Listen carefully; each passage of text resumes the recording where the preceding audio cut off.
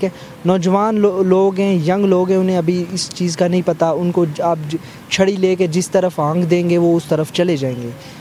ये नहीं है कि आप किसी पार्टी के स्पोक पर्सन बन जाओ या किसी पार्टी की महफिलों में जाके बैठो, ये सहाफ़त नहीं होती।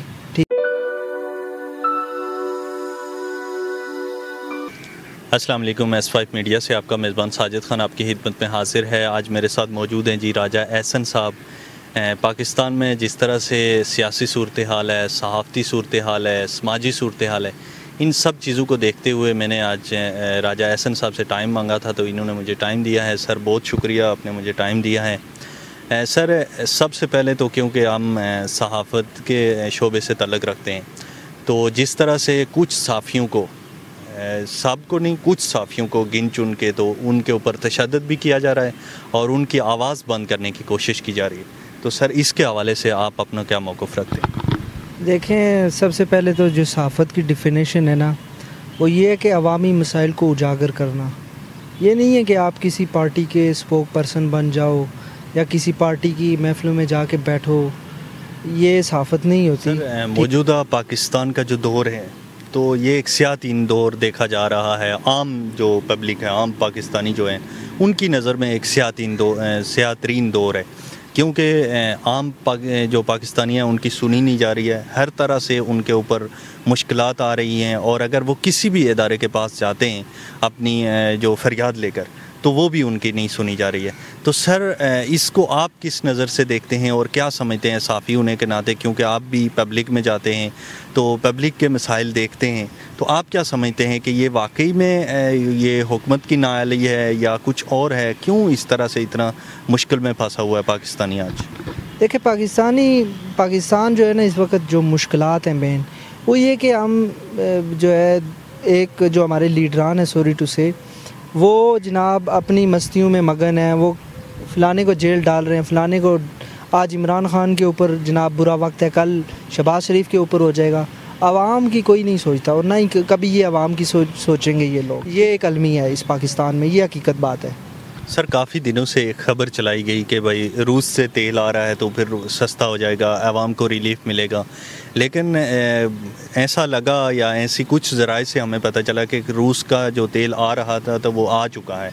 लेकिन फिर वज़ीर-ए-आज़म जो हमारे शहबाज शरीफ हैं, उन्होंने कहा जी कि इस जो पेट्रोल की कीमतें हैं तो ये बरकरार रहेंगी। तो अवाम को एकदम शॉकिंग लगा कि क्या वजह थी कि रूस का तेल आ रहा था, पहले बताया जा रहा था कि 40 रुपये सस्ता होने जा रहा है, लेकिन फिर आके तो कह दिया जी बरकरार रहेगा। तो इसमें आप किस हद तक आपको कुछ खबर है ना? वो IMF में जकड़ा हुआ है, ठीक है। हम अगर, सॉरी टू से, ये मैं कहना चाहता हूँ कि अगर हम खांसेंगे भी ना, तो हमें IMF से परमिशन लेनी पड़ेगी कि हम खांसने जा रहे हैं।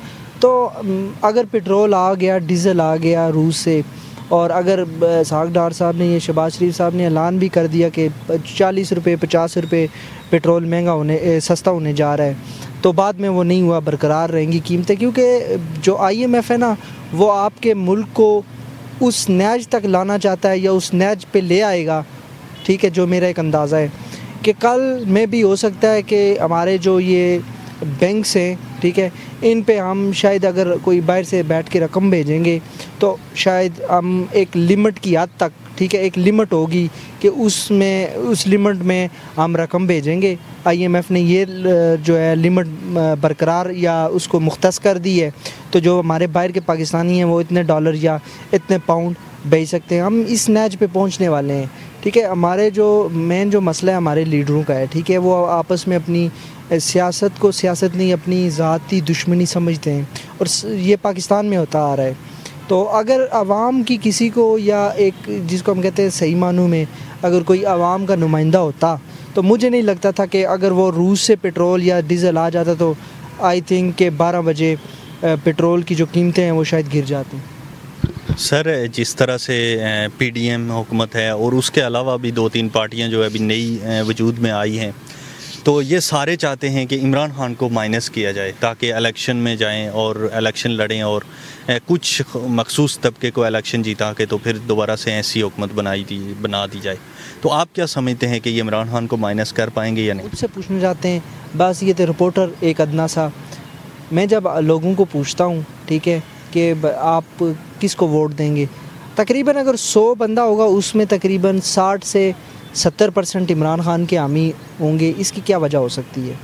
इसकी वजह ये हो सकती है कि शायद इमरान खान ने जो 3 साल गुजारे उसमें लोगों के उस तरह दिमाग उसने भर दिए हैं, ठीक है। हालांकि 3 साल में आपको भी बेहतर पता है और मुझे भी बेहतर पता है कि उस तरह का कोई तरक्याती काम नहीं हो सका जो होना चाहिए था।